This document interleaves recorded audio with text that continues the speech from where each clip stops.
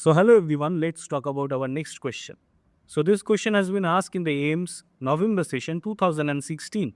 So here the question is, all of the following are seen in MEN-1 syndrome except options are posterior pituitary tumors, option B pancreatic neuroendocrine tumors, option C foregut carcinoid, and option B, that is your parathyroid hyperplasia.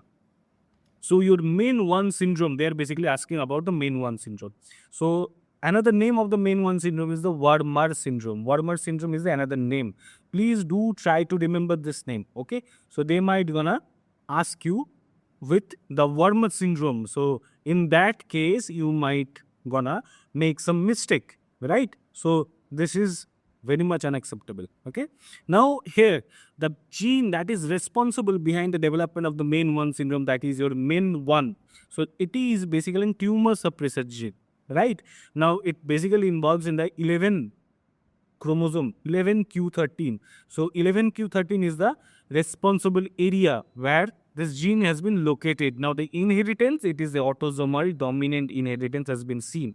Now there is a classical triad that is seen in case of MEN-1 syndrome. It always starts with a 3 P's, right? So your first P, that is your parathyroid hyperplasia or parathyroid adenoma, right? So this is the most initial symptoms that is basically seen in such cases. So here the patient is presented with the hyperparathyroidism, and following that there is a development of the hypercalcemia. So it's the most common initial features, right?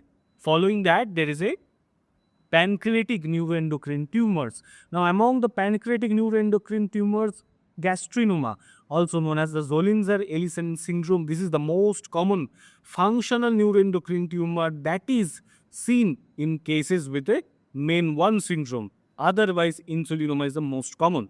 But here in case of MEN-1 syndrome, your Gastrinoma is going to be the most common, right? Following that, you might gonna also encounter Insulinoma, VIPoma, glucagonoma, but these are less common cases, okay? But yes, Insulinoma is also pretty much common in such cases. Then comes your pituitary adenoma.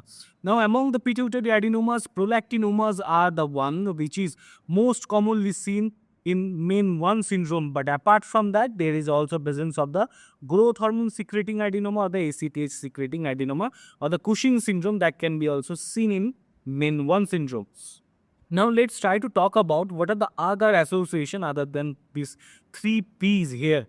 So it starts with a foregut carcinoid. So it may be involving the bronchial, gastric as well as thymic region. Also there is adrenal adenomas and the few cutaneous manifestations. Recent examination, they are much more prone to ask such question like the cutaneous manifestation of the syndrome. So you have to remember, so there is a facial angiofibromas that is basically seen in cases of a MEN-1 syndrome. Also there is a collagenomas. Collagenomas are also seen, and the lipomas, right? So these are the important cutaneous manifestation of the MEN-1 syndrome.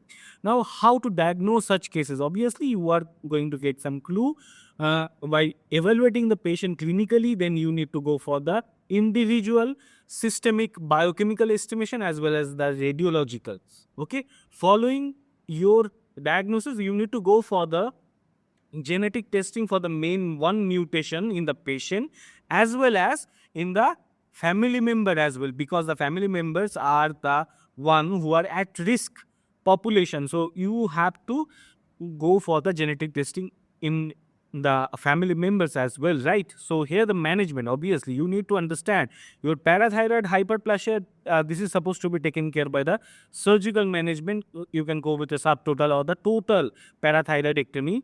Pancreatic neuroendocrine tumor, that can be tackled depending upon which type of pancreatic neuroendocrine tumor it is. You can go with the surgical management as well as the medical management, okay?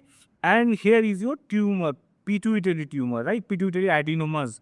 Mostly we would like to go for the medical management with a dopamine agonist, or in some cases like the severe cases which is we are not able to manage such cases with the medical management, then we would like to go for the surgical management, okay?